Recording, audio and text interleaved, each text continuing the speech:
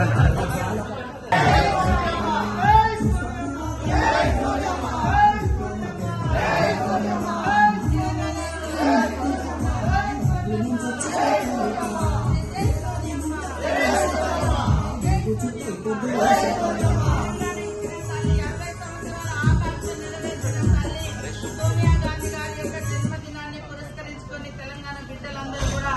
రోజు ప్రజా ప్రభుత్వంలో మరి నిరుద్యోగ యువతకు ఉద్యోగాలు కానీ, అదే విధంగా ఉద్యోగులకు ప్రమోషన్స్, అదే విధంగా మరి రైతన్నుల ఇళ్లలో కూడా సంతోషం కోసం ఏకకాలంలో 2 లక్షల రుణమాఫీ, పేదింటి బిడ్డలందరూ కూడా ఉచితంగా బస్సు ప్రయాణం, ప్రతి పేదింటి బిడ్డ గుడిసెలో ఉన్నా కూడా వెలుతురును మరి స్వీకరించేందుకు ఉచితంగా 200 యూనిట్ల కరెంటు, అదే విధంగా పేదవాళ్ళందరూ కూడా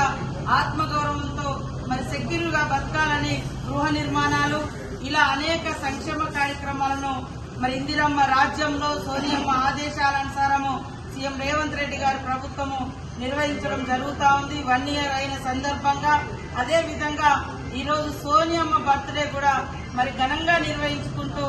తల్లి అంటే సోనియమ్మ లాగా ఉండాలి, బిడ్డలకు ఇచ్చిన మాటను నిలబెట్టుకున్నటువంటి తల్లి, తెలంగాణ ఇస్తే ఆంధ్రలో పార్టీ అంతమైపోతుందని తెలిసినప్పటికీ కూడా ఇచ్చిన మాటను కట్టుబడి ఉంది. తన జన్మదినాన్ని పురస్కరించుకొని మరి తెలంగాణ ఇస్తానని ఇచ్చినటువంటి మాటకు కట్టుబడి ఈ రోజు తెలంగాణ ఏర్పాటుకు ప్రముఖ పాత్ర పోషించి మరి తెలంగాణ ఇచ్చినటువంటి తల్లి జన్మదినాన్ని మనం ఘనంగా నిర్వహించుకోవడం చాలా సంతోషం. జై సోనియమ్మ, జై సోనియమ్మ.